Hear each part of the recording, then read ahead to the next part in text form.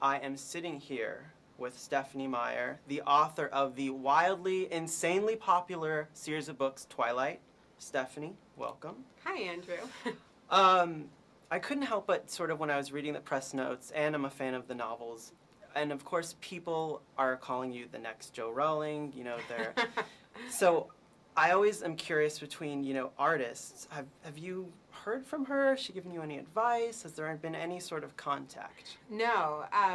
It's funny because to me, she lives on a different plane of existence. I've been a fan of hers since long before I started writing, and she's J.K. Rowling.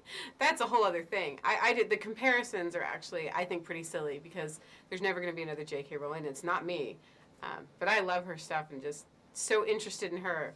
But I would never even dream of being like, hey, I want to have a conversation with her because, it's like saying, hey, I want to talk to the president, whatever. It's just interesting that, she sort of went through the same parallels, kind of what you're going through now. When this movie comes out, what's really interesting to me is that it's rare that when a film comes out, it's pretty much going to be wildly successful. That's so cool. It's hard, having a movie come out, there's going to be people who don't like it, and there's the, all the pressure of, is it going to be what I wanted? Is it going to be, how's it going to do? And then after you see it and you love it, are other people going to embrace it too? Is this going to be cool? But my fans are awesome. I love that they're buying out more tickets than anyone ever has. That's awesome. What is it about the series do you feel that resonates so well with the public? Why are they so enamored with your books?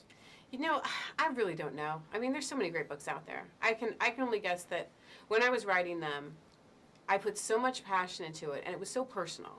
I wasn't trying to write for someone else. And I think that comes through. Like, there's no sense of, I'm trying to please people, or I'm trying to find a story that will sell or fit a certain demographic. This was just a story in its purest form for entertainment. And I think that helps. I was reading that the idea for the series came to you in a dream, so it's kind of divine intervention, I guess, in some sort of way. When you tell me a little bit about the process of creating the series, so you had this dream, and then did you immediately start writing? With about an hour and a half from when I woke up, I was at the computer working on it. A lot of that was because I have a horrible memory because I have 3 children. And the dream, and I've never had a dream like it before or since. Usually my dreams are not that coherent or that clear. And there was a whole conversation. I mean, there were lines, and they were so interesting to me, I didn't want to forget them, and that's why I had to write it down. And then after I got started, what was going to happen next? I honestly didn't know. Are they going to love each other, or is he going to kill her? It could have gone either way, and I was fascinated by it. And so I immediately started exploring the story and got so wrapped up in it that I really didn't think about much else for about 3 months. And if you could tell me, what type of story is Twilight? What is the feel of it? It's so hard because I don't think it fits a genre. On the one hand, you could say Twilight's a love story, it's a romance. And then you have a certain image of your head of what that's going to be and what that experience is going to be. And the movie and the book don't feel like that. You could say Twilight's a vampire story. And then you go into it with a whole different set of expectations that are not going to be met. And you're going to say, what was that? It doesn't feel like any other story, to me at least. I haven't found one that has that exact same feeling. Did you have any say in the look and casting of the film, and were you happy with the outcome? The look and the cast are both perfect, spot on, better than I would have thought possible. It really exceeded my expectations there. And my input was in the beginning, I had conversations with Catherine and with Summit and saying, this is what I saw. And they really listened to me. I mean, it makes such a difference. They sat there, it wasn't just, well, let's let Stephenie talk and make her feel good. They paid attention. And then when they came back to me and said, these are the people that we'd like to cast, it wasn't a situation where I had to say, you guys are crazy. This is so wrong. You're in the wrong direction. Because they listened, and then they found the people that fit what I was saying. So they did such a phenomenal job with that. Oh, awesome. It's rare for an author to be... That's really rare. Well, I think my experience was rare. From what I've heard, most authors, because we can be a problem. If we're too picky, you can stop a movie from happening. And there's that danger. And I was conscious of that. I tried to keep myself where I belonged. I know the story, but I don't know how to make a movie. So I didn't want to go in there and tread on anyone's toes. But they were so great about reaching out to me. And all of us worked together really well. I think everybody had a really positive experience, which is so rare in that adaptation world. And another thing, when I was reading, I did my research on you. Nice. I'm always interested in artists and what inspires them, and what about how has your religious views informed your It's literary funny work? because people are always looking for, this is because she's Mormon, that's because she's Mormon. And I really think the only influence, the fact that I'm a very religious person, what it really comes down to is that my characters think about, where did I come from? Why? What is the purpose of my life? What happens next? And not even Bella so much. It's the characters that really have to think about that because they're immortal in some ways. And if they didn't think, what does this mean for me? Mm-hmm. Is there a God? Mm-hmm. Is there something else? Is this it? Mm-hmm. Am I a damned creature doomed to hell? You're a vampire. You have to wonder about that, I think. Mm-hmm.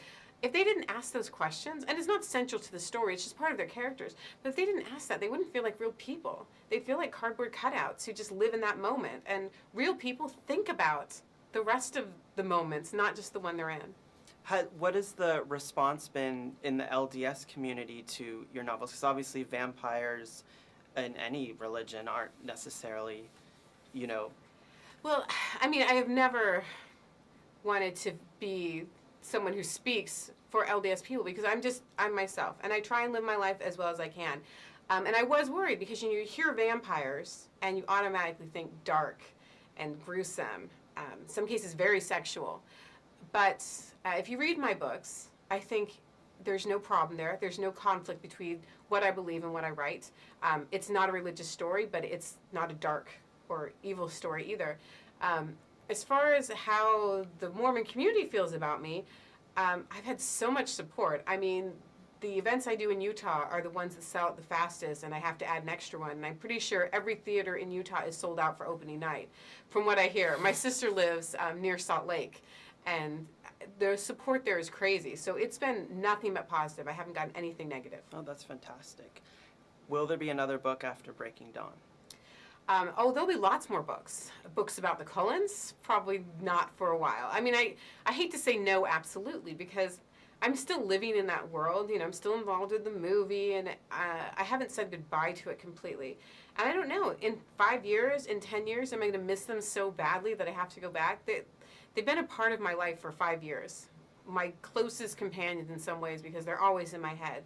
Can I really walk away from that? Right now it feels like it. Right now it's like I'm at a good place. I'm ready to move on and do something else, but I can't promise I'll never go back to it. Did you have a map for the series in your head and things haven't even been written about, sort of a sketch? You mean like for the future? Mm-hmm. Oh, I know what happens. And I know what would have happened if things were different. If Bella hadn't jumped off a cliff, how things would have gone, how she would have ended up with Jacob for a while at least.